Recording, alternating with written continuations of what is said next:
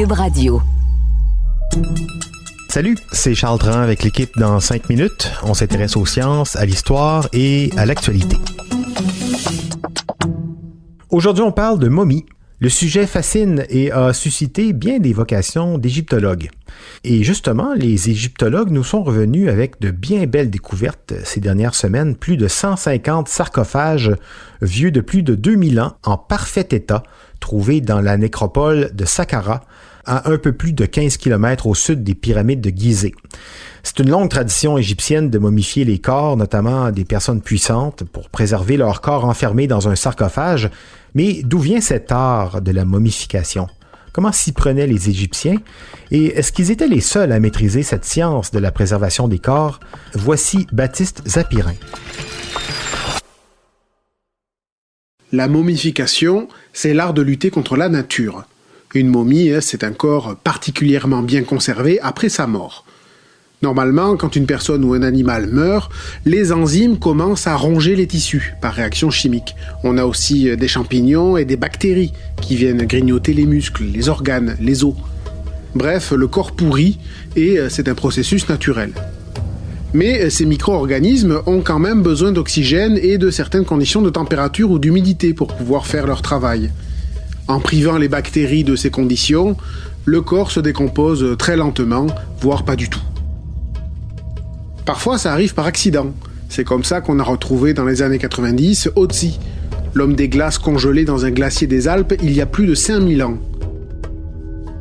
C'était une momie, et son corps était suffisamment bien préservé pour que les scientifiques puissent étudier le contenu de son estomac.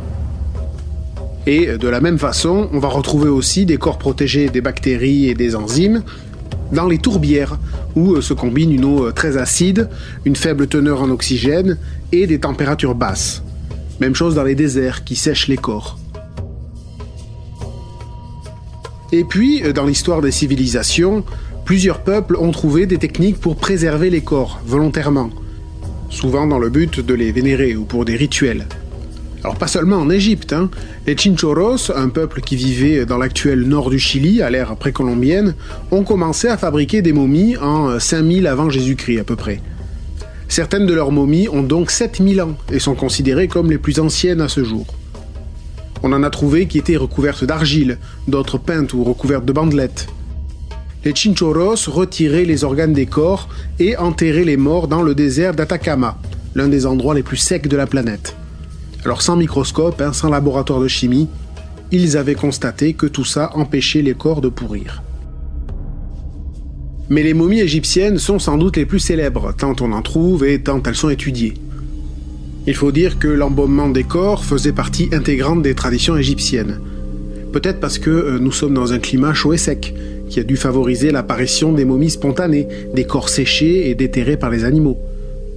Certains spécialistes pensent que c'est ce qui a pu faire naître l'idée de la vie après la mort en Égypte, en tombant sur ces cadavres très bien conservés, et donc l'idée ensuite de vouloir préserver volontairement les corps.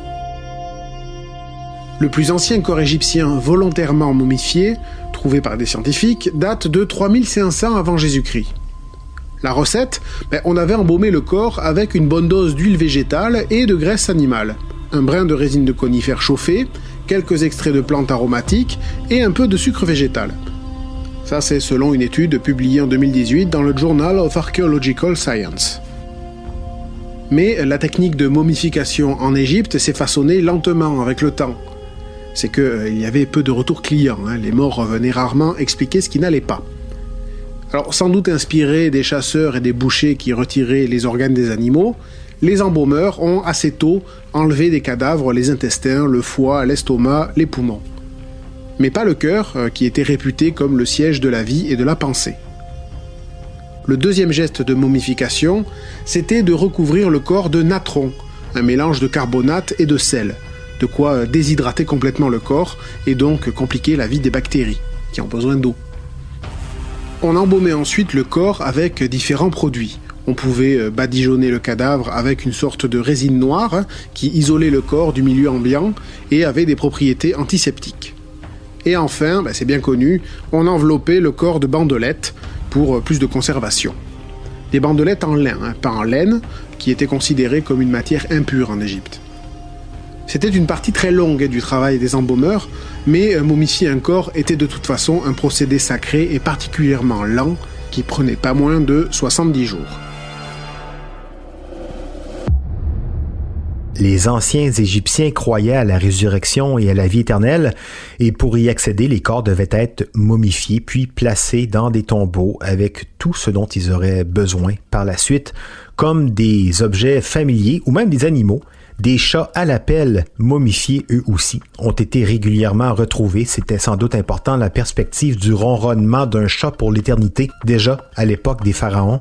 Merci Baptiste Zapirin, c'était en 5 minutes.